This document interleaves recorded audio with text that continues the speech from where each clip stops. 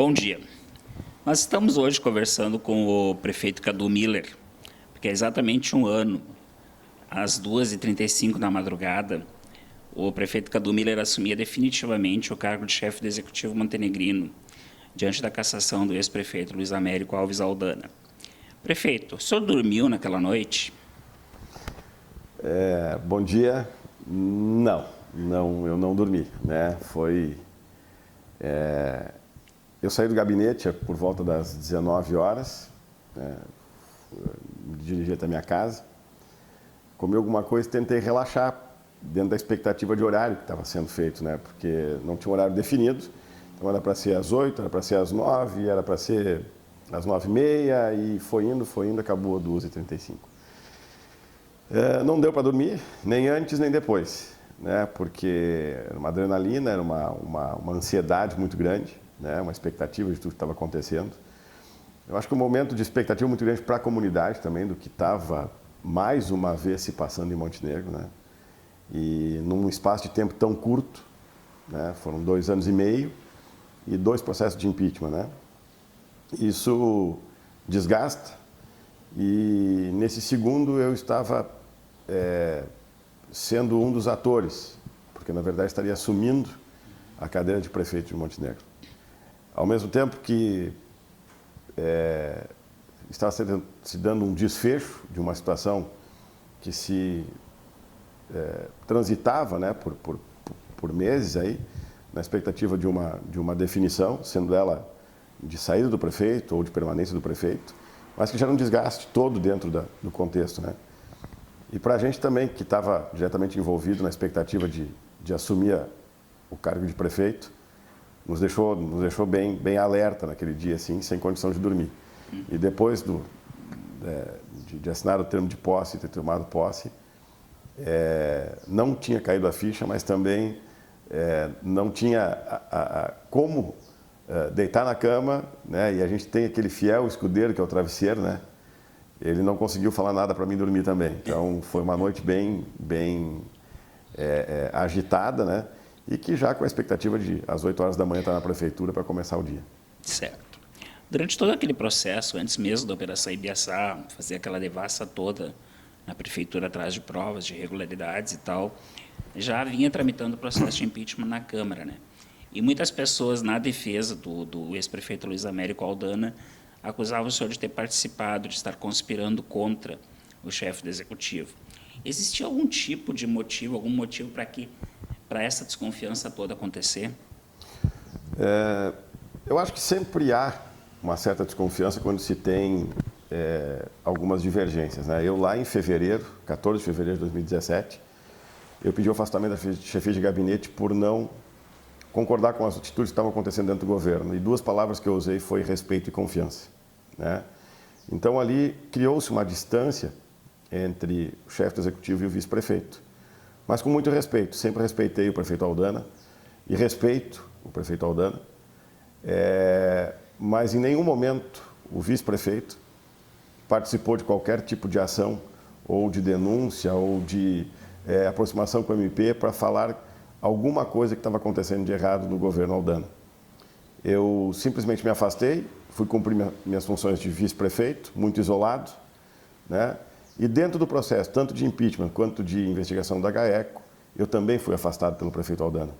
Então, talvez por essa desconfiança de que o vice-prefeito estaria envolvido nas denúncias, enfim. Mas não, nunca tive contato com nenhuma parte que pudesse levar à investigação do Ministério Público ou até mesmo à cassação do prefeito, né? Eu preferi ficar isento e distante disso tudo, porque eu pensava que eu cheguei na política para fazer alguma coisa diferente. E a gente vê essas divergências todas acontecendo em todos os cenários, e eu não sou do embate, eu sou mais do diálogo.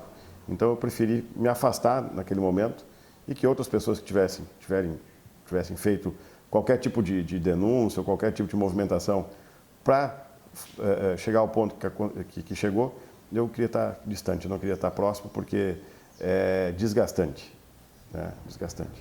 Prefeito, há um ano, quando o senhor assumiu, diante de toda a turbulência política que era vivida, um dos seus objetivos era resgatar um pouco a autoestima do povo montenegrino. Passado todo esse tempo, o senhor acredita que esse objetivo ele foi alcançado ou ele caminha para isso, pelo menos? Em parte está sendo alcançado, mas ele caminha para isso, né? Nesse um ano, eu tive que trabalhar muito mais internamente do que externo, né? Penso que se vocês fizerem uma varredura aí, vocês vão ver que pouco o prefeito aparece nas fotos com máquinas, com alguma ação externa. Minha preocupação é interna, né? Eu tinha um desafio muito grande, né, de recuperar a condição financeira do município, a condição de credibilidade do município perante a fornecedores e a classe política, porque nós também dependemos da classe política a nível de Estado e a nível federal, e resgatar também, né, a confiança dos servidores públicos, né? E esse processo, e eu repito esse termo de resgatar a autoestima, ele é um processo de longo prazo, né? A administração pública está em dívida com a comunidade já faz muito tempo, né, em termos de melhoria de infraestrutura, em melhoria de embelezamento da cidade, de dar cor na cidade.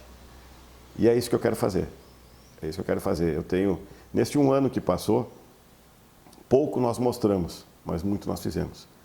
Porque quando se trata de orçamento, quando se trata de recursos financeiros para poder investir, né, a gente tem que ter os pés no chão. Eu não posso lidar com o dinheiro público com emoção.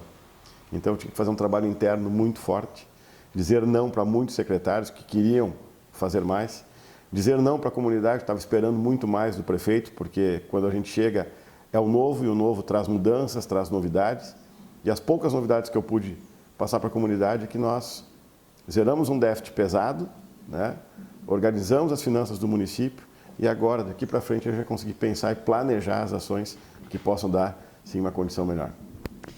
Prefeito, o senhor falou sobre a questão da infraestrutura, e uma das questões que é bastante polêmicas no município é a questão dos buracos da rua.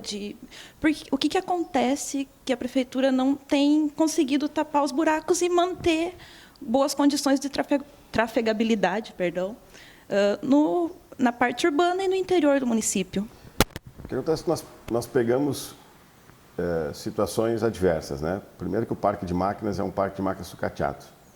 Hoje eu conserto um embuchamento, por exemplo, de uma patrola do lado esquerdo, eu trabalho 2 dias, ela estoura do lado direito. Eu conserto uma mangueira de um caminhão e ele estraga lá o tambor de freio. São máquinas bastante usadas, né? Isso me deixa muito restrito a dar um atendimento com velocidade, principalmente no interior, né? Então, a gente tem 600 quilômetros de estrada de chão e eu preciso de máquinas, de caminhões, de material, enfim.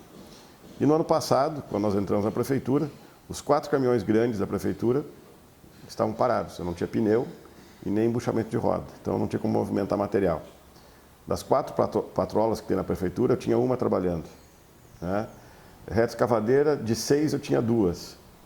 Para um município que tem 600 quilômetros de estrada de chão, eu não consigo atender, infelizmente. Eu preciso repor isso. Para isso, se trabalhou a questão do financiamento, né, para buscar recursos junto ao Banco do Brasil e trazer equipamentos novos. E agora a gente está colocando, aos poucos, os equipamentos em dia. Leva tempo, passou um ano, a gente está conseguindo agora retomar algumas coisas, mas tem toda a burocracia de, primeiro, eu não tinha fornecedores que já trabalhavam para o município, não queriam mais trabalhar, porque nós tínhamos uma condição de inadimplência. Então, eu tive que resgatar muitas coisas e desenvolver novos fornecedores, né? Na questão dos buracos, eu tenho um agravante dentro da área urbana, que é o tempo do asfalto. E esse tempo do asfalto, tudo tem um tempo de vida útil, o nosso asfalto também. E o mais preocupante é que esse asfalto não teve manutenção preventiva nos últimos anos, né? E, infelizmente, se nós resgatarmos um pouquinho, né, eu assumi em 14 de setembro, em 13 de outubro eu tive um vendaval em Montenegro, que devastou a cidade. 6 meses depois, que eu estou começando a organizar a cidade, eu pego quase 60 dias dentro de 90 com chuva. O que faz com que o aumento da trafegabilidade, o número de veículos, né, caminhões pesados, enfim, faz com que esse asfalto que já está com o tempo bastante longo, se desgaste e esfarele. E aí acontece esses buracos, né? Nós estamos fazendo uma ação muito forte, né, para que esse tapa-buraco aí aconteça dentro desse mês de setembro e a cidade comece a melhorar um pouco mais, né? Nós vimos num ritmo bom e hoje veio a chuva de novo, né? Nos prejudica um pouco. Mas a gente tem uma ação bem planejada, tem um grupo de trabalho bem forte para que a gente possa fazer com que as coisas aconteçam. Uhum. E tem a questão do Cais do Porto também, né, prefeito? Que parte dele desabou recentemente e outras partes também estão na iminência de desabar, estão com rachaduras bastante graves. No entanto, o município tem um projeto de embelezamento de uma área de 105 metros dele. Uhum. Isso não é como trocar o piso de uma casa que está sem teto? Não considero assim, porque onde a gente avaliou para fazer esse embelezamento, não tem a aparência de rachaduras, não tem a aparência de fissuras ou algum dano que venha representar a queda do talude ou a queda da contenção naquele espaço que está sendo feito o embelezamento. Se nós analisarmos onde vai ser feito o embelezamento e onde aconteceu a queda, são lugares distintos. Mas a gente sabe que ações foram feitas no passado que levaram a esse ponto acontecer. Mas também tem, e isso talvez pode ser um pouquinho de erro da administração, não mostrar isso. Em 2015 foi feito um levantamento apontando os riscos que já tinha no entorno da orla do Porto das Laranjeiras, né? E no final do ano passado, início desse ano, se fez um levantamento, inclusive teve o coordenador da Defesa Civil, aqui o senhor Rampel, lá do Ministério das Cidades, Ministério da Integração Nacional, apontando que uma das prioridades do município era fazer a restauração do cais. Então, nós temos projetos e temos já antecipado algumas ações para o cais. Infelizmente, devido às chuvas, aconteceu o deslizamento dessa parte do cais. E não seria o caso de focar na restauração dessa parte que está na iminência de desabar, até para evitar uma tragédia, né? Bastante gente circula nessa área. Tão logo aconteceu esse deslizamento ali daquele ponto, dia 31, nossos engenheiros já fizeram um laudo, nós encaminhamos também para o Ministério da Integração, para que se junte ao processo que está tramitando lá. Estamos em contato semanalmente para que a gente possa ter o aval deles para já fazer o projeto. Inclusive, a gente está fazendo um contato com o IFAI, né? Muito provavelmente na semana que vem a gente vai ter uma visita do IFAI aqui, para nos aconselharmos também para ver de que tipo de ação a gente pode fazer e de que maneira a gente pode agilizar aquela reestruturação, porque é um patrimônio do município, não é só embelezamento, mas é o resgate de uma história. Prefeito, em 2015, quando o senhor era secretário de Indústria e Comércio, o governo Paulo Azevedo fez uma limpeza no Cais do Porto e, na época, foi duramente criticado justamente porque foi removida toda a vegetação que, segundo os ambientalistas, segurava aquelas pedras. Então, se dizia já na época que, em breve, com uma enchente muito forte, provavelmente uma parte do cais iria ruir. Levou, no caso, 3 anos, mas aconteceu. A administração municipal não deveria estar preparada para, já naquele momento, lidar com essa possibilidade de impacto e tomar uma medida preventiva para que não acontecesse?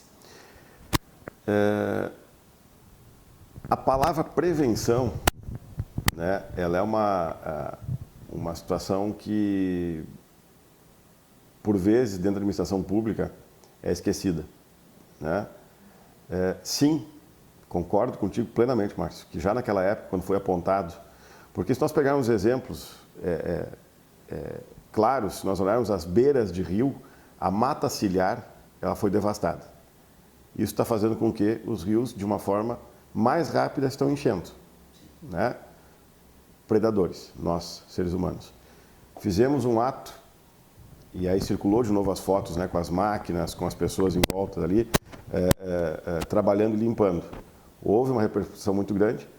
Em 2015 foi feito, no final de 2015, foi feito um laudo dizendo que haveria risco. Esse laudo está dentro da Secretaria de Obras, foi informado, não foi tomada nenhuma ação. e no final de 2017 nós novamente reiteramos, porque é um processo de prevenção e é onde nós elevamos esse projeto maior junto ao Ministério da Integração Nacional. Prefeito, tem uma outra questão aqui. Essa semana, alguns tradicionalistas eles começaram a acampar no Parque Centenário e foi preciso fazer uma gambiarra para que houvesse uma questão de energia elétrica nesse acampamento. Quando que esse problema da energia elétrica do Centenário vai ser resolvido? Em breve. O projeto de avaliação, não é o projeto de execução, o projeto elétrico está sendo elaborado, né, para a gente fazer o processo de licitação e contratação da estrutura toda do Centenário. Esse projeto já está em fase final, está dentro da Secretaria de Obras, para que a gente possa fazer uma estrutura elétrica adequada ao Parque Centenário, e não mais como se tratasse de uma gambiarra, né? Foi uma decisão minha essa semana de liberar o Parque Centenário para que a gente pudesse ter de novo lá o acampamento tradicionalista. Não vão ter atividades de rodeio, de ações tradicionalistas lá, por uma questão de também não termos como conseguido organizar uma Semana Farroupilha como Montenegro merece, né? E não é isso, eu não absorvo somente a culpa para a administração numa condição dessas. Eu também quero compartilhar com os tradicionalistas, porque está faltando união, e ontem eu usei isso na abertura da Semana Farroupilha. Falta união. Há pouco mais de 3 meses, ou talvez menos, nós tivemos uma reunião na Câmara de Vereadores, onde foi uma proposição de um vereador, o vereador Valdeci, para ver a possibilidade de nós fazermos uma cedência da área campeira para a Associação dos Tradicionalistas Montenegrinos, junto com todas as entidades envolvidas, né? No momento que nós estávamos conversando dentro da Câmara de Vereadores, havia um aceno positivo de sermos parceiros nisso. A administração melhorar a infraestrutura, a ATM manter, fazer todo um processo de melhoria lá, e logo em seguida esse assunto morreu. Então, hoje, a gente tem que ter muito cuidado, porque a administração pública não pode ser tão responsável por esses momentos. Mas eu determinei nessa semana que abrisse o Parque Centenário para pelo menos o acampamento acontecer, porque eu acho que não pode ser passado em branco. Prefeito, vamos falar um pouquinho da saúde pública aqui de Montenegro. Há mais ou menos um mês, o senhor exonerou a secretária de Saúde, Ana Maria Rodrigues, e abriu uma sindicância para apurar o que houve ao redor da compra de um veículo Ford Ka, que seria alienado, já teria vindo, né, de segunda mão. O que o senhor pode falar a esse respeito? Como a Prefeitura explica toda essa situação? A Prefeitura aderiu a um registro de preço para ganhar tempo na aquisição desse veículo. Era um recurso federal que veio para a compra desse veículo. Então, aderimos a um registro de preço e, dentro dessa situação, o processo todo tramitou normalmente, né? E quando o carro chegou aqui, já chegou emplacado com um documento dizendo que estava alienado, né? E outra coisa que me chamou a atenção é que tinha o parcelamento de IPVA. Opa, espera aí, só um pouquinho. Mas analisando o carro é 0 km. Ele é novo. Houve um erro na origem do processo, onde a empresa que tinha o registro de preço e comercializa os veículos registrou ele no Detran de Minas Gerais, né? Então ele veio emplacado, o que desconsidera de ser um carro 0 km, né? Porém, na condição dele, ele é um carro 0 km, né? Não é um carro de segunda mão, ele é um carro novo, né? E temos um documento dizendo que houve um erro interno e que o Detran de Minas fez isso. Mas, ao mesmo tempo, eu abri essa sindicância para apurar, porque se aconteceu isso, nós não deveríamos nem ter recebido o carro. Porque não deveria ter nem recebido o carro. Eu não quero apurar culpados, eu quero apurar o rito do processo. A minha posição dentro dos processos de sindicância não é para apurar culpados ou punir simplesmente por punir, mas sim para apurar fatos e que a gente tome os caminhos mais certos nas próximas ações. Né? Eu fui proponente dessa sindicância justamente para saber como é que aconteceu isso. Por que chegou esse documento dessa forma? Mas no momento que o senhor disse que não quer apurar culpados, mas já houve uma exoneração, não é contraditório? O contraditório seria se eu dissesse, não quero achar culpado, mas o culpado foi o antigo secretário. Não, não é isso. o que eu levo é a questão administrativa. Deveria ter visto antes, né? E se o time não ganha, quem cai é o técnico, né?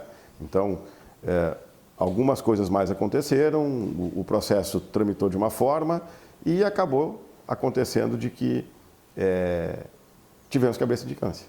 Por que foi recebido daquela forma e como é que não foi visto antes? Porque tudo que tu recebe dentro da área pública tem uma comissão, tem um pessoal que recebe, tem todo mundo que está ali. No afã de ter mais um carro, que a gente tem déficit dentro da saúde de veículos para remoção, a gente não olhou todos os detalhes. Então eu quero saber, desde o início, o que aconteceu. A questão da exoneração da secretária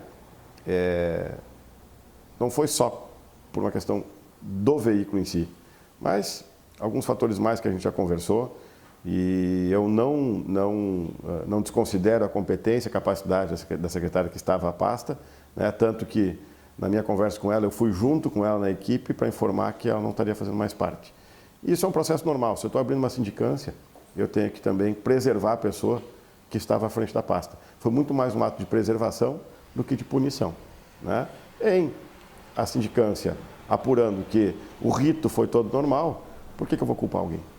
Prefeito, a área da saúde ela tem muitas reclamações, desde falta de consulta, problemas de longas filas nos postos. Tem a questão do interior, né, que às vezes há um longo espaçamento de tempo até o médico ir lá. Há a questão do zoneamento, lhe dou um caso concreto, uma pessoa que trabalha aqui no centro e que tem que se consultar tudo lá na Germano Henke. Todas essas questões, existe como a gente resolver ou minimizar essas questões de gestão que fazem assim tantas vítimas na cidade, já que a maior parte da população depende do Sistema Único de Saúde? Essa pessoa ela mora no centro e ela tem que ser atendida na Germano. Ela trabalha no centro. Trabalha no centro? Sim, ela passa o dia todo no centro, mas o zoneamento a leva para Não. Germano Henke. Ela pode ser atendida aqui na UBS Centro. Pois é, só que ela não conseguiu esse atendimento. Talvez porque o número de fichas de atendimentos aqui na unidade, talvez não. E talvez lá teria o médico que ela quisesse ser atendida. Mas na saúde não tem zoneamento. Tem zoneamento na educação. O senhor quer dizer, então, que o morador de uma localidade que é referenciada para Timova pode consultar em qualquer unidade de saúde? Pode. Então, a Secretaria Municipal da Saúde está informando errado as pessoas, prefeito. Inclusive, essa semana a gente divulgou uma reportagem explicando para onde os moradores de cada bairro e localidade deveriam se posicionar, deveriam ir na hora do atendimento. Fica mais fácil para o morador, fica mais fácil para quem está no bairro ser atendido naquele posto que está ali próximo. Mas se houver uma necessidade, ele pode ser atendido em outro posto, sem problema nenhum. Então, está faltando a Secretaria Municipal da Saúde informar isso para a comunidade. Mas ele pode ser atendido em outro posto, sem problema nenhum. Porque há uma dificuldade muito grande, e se o senhor convir que normalmente quem vai a um posto, ele está precisando de um atendimento iminente. E aí ele é empurrado de um lado ao outro. Sem dúvida. Né? E é uma questão de administrar, de gestão, né, prefeito? Vocês têm, imagino, algum caminho nessa linha? Sim. Eu passei por 23 dias dentro da Secretaria de Saúde, uma experiência bastante interessante, agora com a Cristina à frente. Uhum. A gente está fazendo alguns processos de melhoria lá também e temos a cada 15 dias, uma reunião com o colegiado gestor em cada área. E esse processo vão estar sendo trabalhado cada vez mais. Inclusive, só para reforçar, na quarta-feira estivemos em Porto Alegre, na Secretaria da Saúde, onde nós tínhamos dificuldade de atendimento nas alimentações especiais, né? O Estado nos informava que não tinha, só para complementar, não tinha material, quando nós fomos pessoalmente, tem material sobrando lá. Então, também são situações que nos deixam um pouquinho limitados aqui. Mas a saúde é muito grande, né? Nós somos atendimento básico, né? Então, tem o hospital, tem outras unidades de atendimento, e o nosso atendimento básico ele tá lotado, porque o que aconteceu? Se nós analisarmos a questão econômica do país, muitas pessoas que perderam o emprego, deixaram de ter plano de saúde e vieram para o Sistema Único de Saúde. e as estruturas não estão condizentes para que se dê um atendimento 100%, infelizmente. Essa é a realidade. Posso dizer para vocês que assim, eu fui discutir no bom sentido, com o secretário da Saúde, na quarta-feira, a dívida que o Estado tem com o município, que é de 4 milhões, 3.979.000 reais. Isso nos faz falta na saúde, que eu não posso atender a demanda que eu tenho no município. O município já cumpriu o seu compromisso e o Estado não repassa. Então, é uma soma de fatores que, infelizmente, na saúde hoje, a gente sente muito, porque quem procura saúde, procura por necessidade.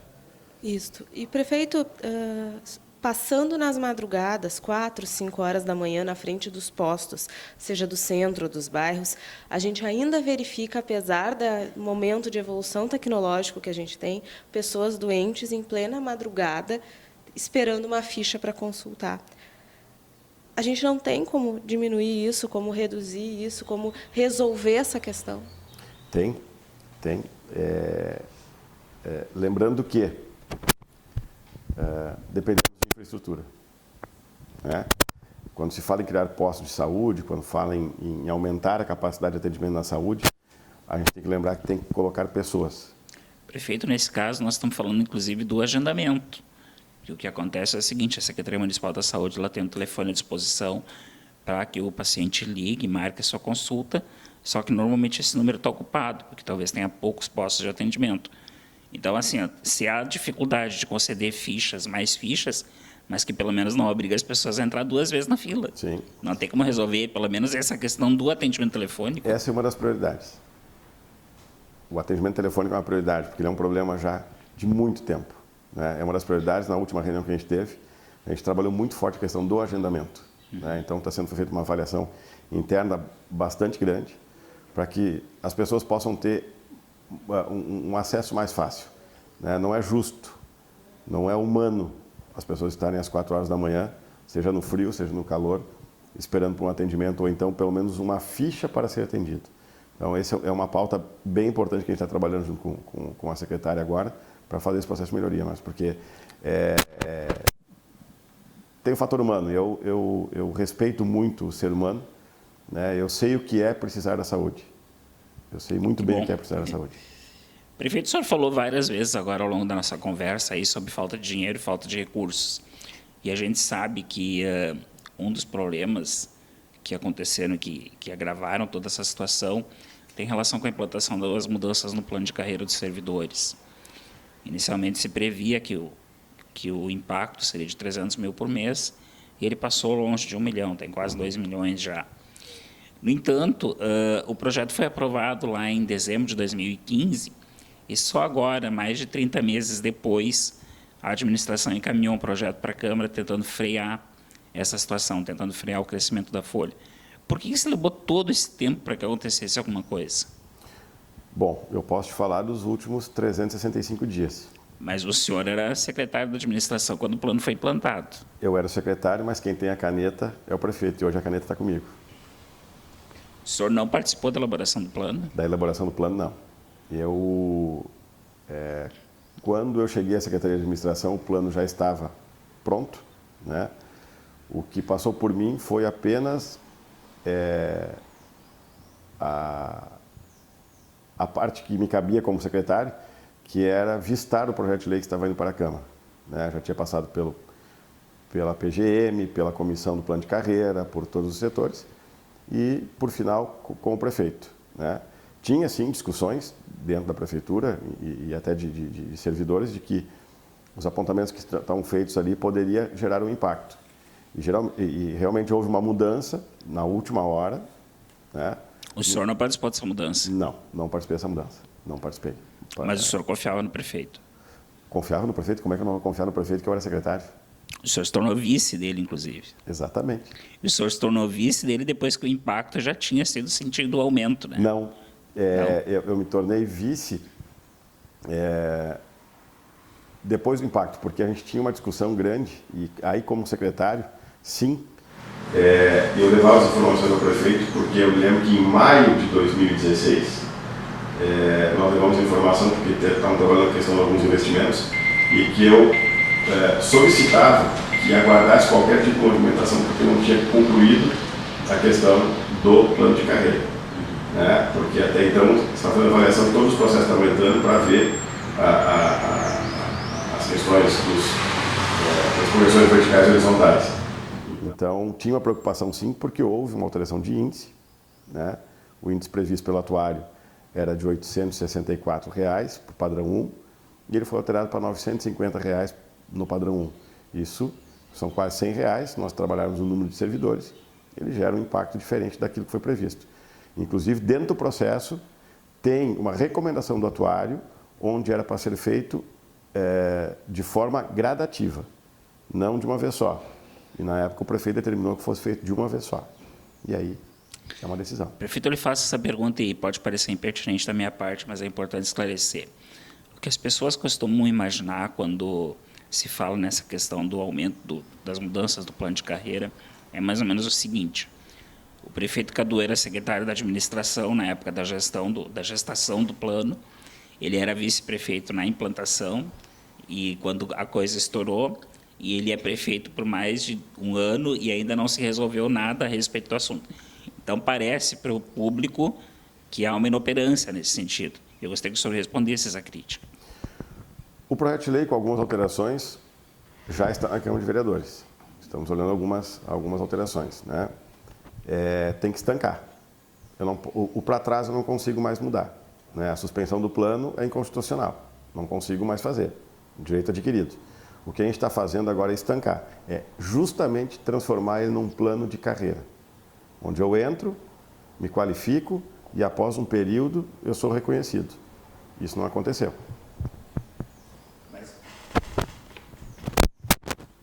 Só para concluir esse assunto, por que demorou tanto, prefeito? Por que internamente demorou tanto para que acontecesse? É uma análise bastante complicada, Márcio. É uma análise, não pode ter muita emoção, é muita razão. E aí, é muito claro que quando tu mexe com aquilo que é das pessoas, gera desgaste e desconforto. Então, nós chamamos o sindicato, chamamos a comissão do plano de carreira, chamamos todos para conversar e isso leva tempo, é moroso, né? Então, tu envolve pessoas e mesmo assim eu tenho algumas insatisfações pelo fato das alterações que estão sendo propostas.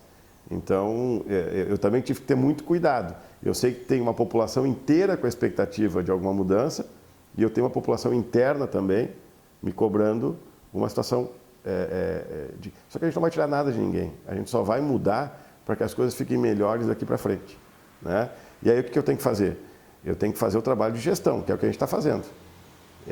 Como uma suspensão no plano é inconstitucional, eu tenho que alterar para estancar, mas eu tenho que fazer o trabalho interno também, que é de redução de despesa, aumento da receita, para poder equilibrar isso no nosso município.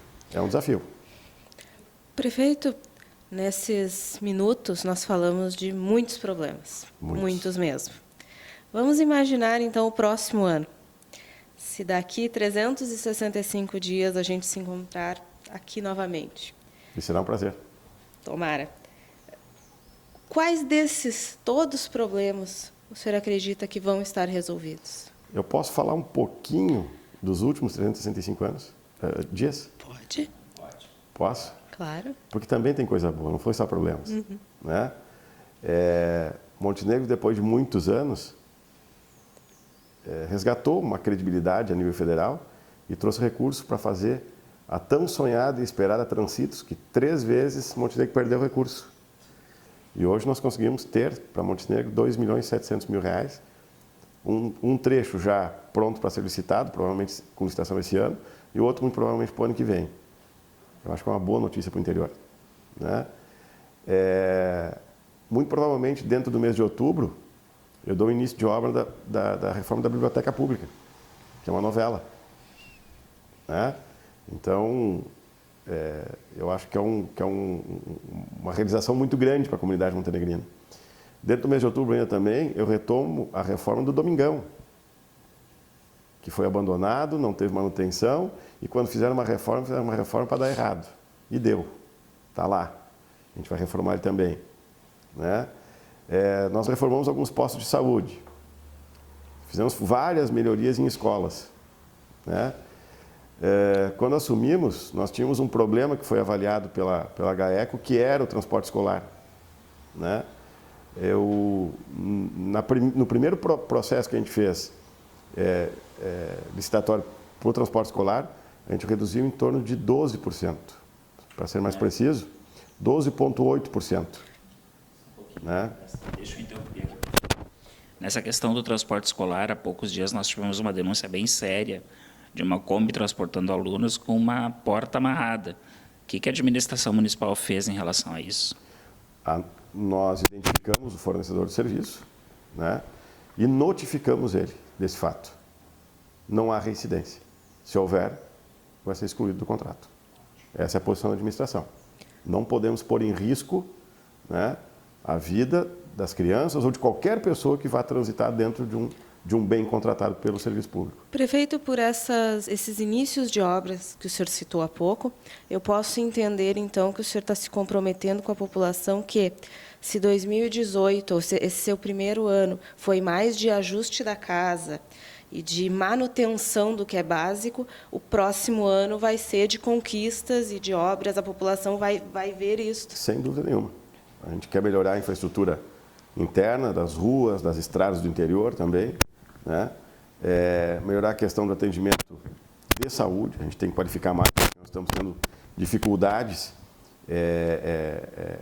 nas referências, né? Porque a gente tem atendimento em Canoas, Taquara, Novo Hamburgo, enfim, então eu tenho que buscar mais para isso também, a população precisa, né? Na questão da educação também, a gente, volto a falar, a gente diminuiu os valores do transporte escolar e aumentou a capacidade transportada. Então, eu acho que para um ano difícil foi muito bom, né? Prefeito, só vou voltar um instante no que o senhor falou das especialidades nas portas de entrada, só que nos últimos meses nós perdemos algumas especialidades aqui em Montenegro, Sim. né? Uma, inclusive, recentemente para Portão. Tem como a gente tentar, via politicamente mesmo, que não comecemos a perder ainda outras? Já que é importante ter aqui no HM, próximo da nossa comunidade? Esse é um trabalho conjunto, né? Não é um trabalho só da Secretaria de Saúde, mas é um trabalho conjunto com o HM, né? E ter o entendimento do Estado, porque essas referências estão sendo perdidas porque o Estado não tem capacidade financeira de atender, né? Então, a gente vê a dificuldade do HM de receber do Estado e essas especialidades estão indo embora porque... Mas as especialidades estão indo embora de Montenegro, estão indo para outras cidades, prefeito. Portão, por exemplo, está recebendo a especialidade de oftalmologia. Não está funcionando ainda porque foi interditado. Ela foi interditada, mas não foi por uma iniciativa do governo do Estado. Sim. Foi um órgão de classe que interditou o prédio, né? Então, em síntese, o dinheiro está saindo de Montenegro, mas ele vai para Portão. Mas e por que não foi ainda, né? Exato, é essa a pergunta. Essa é a pergunta. Estava dentro do HM. Eu acho que essa resposta não é minha. O senhor acha que a resposta está no HM? Eu acho que sim. Tá certo. Mas aí, prefeito, não é também uma questão política de união sua com os demais prefeitos da região para que se mantenha isso como referência aqui na cidade, no município que é referência para o Vale do Caí? Nós tivemos uma reunião há uns 60 dias atrás na Secretaria da Saúde com demais prefeitos, inclusive com o diretor do hospital, trabalhando justamente essa condição, né? Principalmente o aumento de repasse de recursos para o hospital para que ele possa dar continuidade ao atendimento dessas especialidades. Porque hoje, e aí o HM sofre porque está atendendo pessoas de outros municípios, né? E acaba onerando a estrutura do HM e nos deixando numa condição desfavorável aqui. Fizemos uma reunião com o secretário da Saúde e não tivemos muito sucesso, né? Infelizmente, está bem difícil a questão da saúde do Estado e a gente acaba perdendo aqui em Montenegro algumas especialidades, né? Então, atender e não ter recurso para dar o atendimento fica difícil também. Eu entendo a condição do HM nesse sentido, né?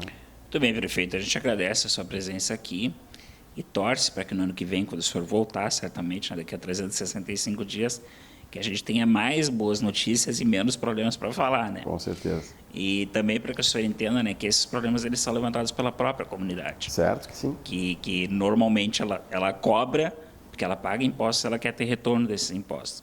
Então, as pessoas estão sem paciência. Exatamente. A gente espera, então, que o senhor tenha muita sorte nesse próximo ano aí.